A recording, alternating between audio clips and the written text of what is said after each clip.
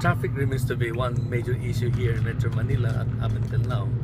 And if you are going to do a time check at this point in time, it's early in the morning, and yet you can see traffic up.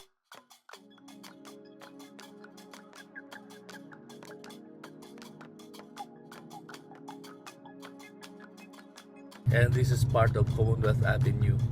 So maybe in a little while we'll discuss the pros and cons of this traffic, if ever there are, and what to do about it.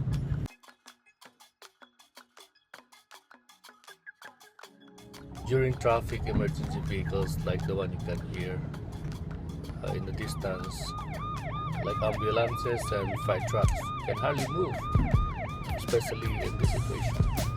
Months ago, Japan International Cooperating Agency made a study about Manila's traffic condition, and it turned out that almost every day, take a note of this, almost every day the country loses billions of pesos due to traffic. We believe that Manila is even ranked as belonging to the top 10 worst traffic cities in the world. Come to think of it, in spite of massive efforts by the government to widen roads, clear out road obstructions and many other things, still the traffic remains to be horrendous in Manila. Experts would readily argue that one of the primary reasons of this traffic mess in Manila is because of the drivers or the motorists' lack of road discipline. Traffic lights. Some drivers will just beat the traffic lights and then go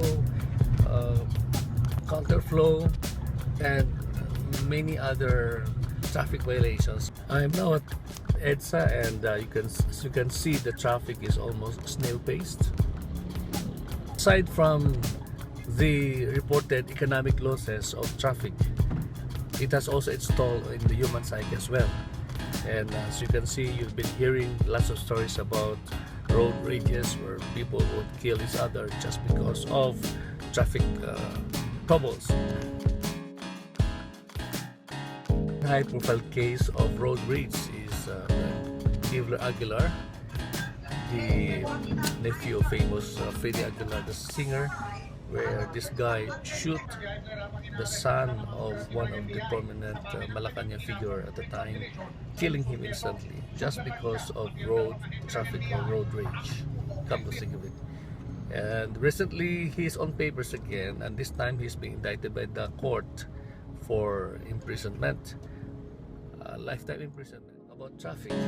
But it is really rather difficult to be the one on the wheels and facing traffic, being stuck on traffic for hours, and then you have something to do, you have very important appointments to meet and deadlines to meet, important people to see, and come to think of it, and everything is worsened by people or drivers who would just cut your way just to get ahead of you, and to a point of causing near danger to yourself and to your vehicle. Months ago, the Malacanang ordered the HPG, or the Highway Patrol Group, for the PNP to man the traffic, but still you can look at the traffic worse every day, especially that the Christmas season is fast approaching.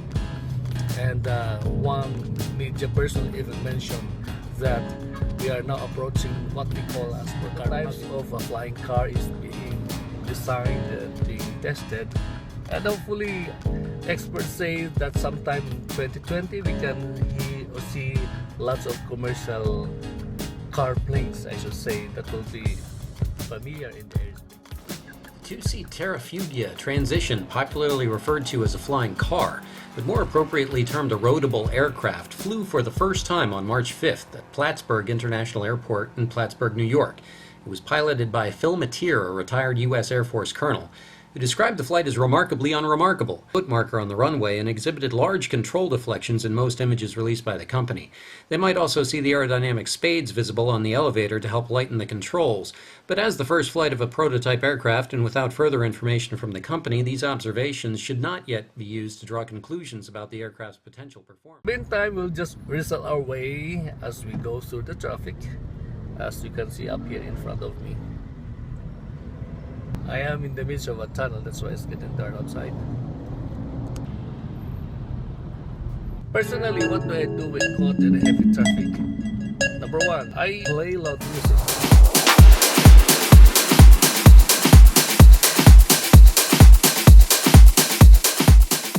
You know why? Because it keeps you awake. It's better to have a minor migraine rather than suffer from head-on collision. Number two, if there's a way where I can take a break at a local gasoline station, I do so. Comfort foods. And then once the traffic is clear, then I go.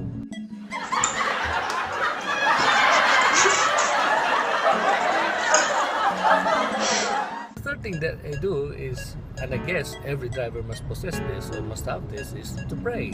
You really don't know what would lie ahead of you, especially when faced with hundreds of people who are caught in the same situation like yours.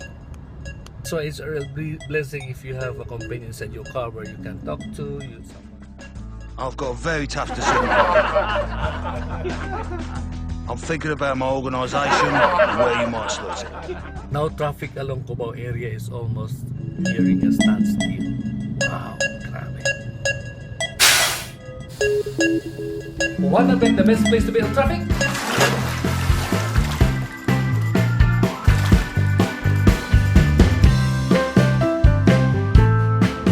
Up ahead. This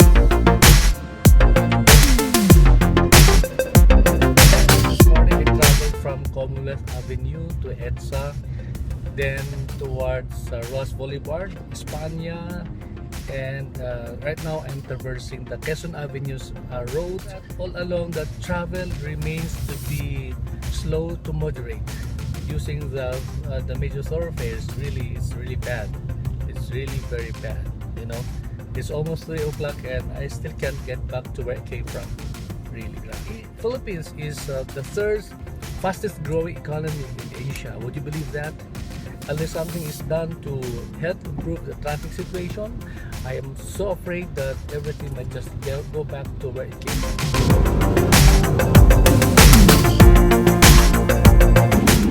Hell, traffic is not moving!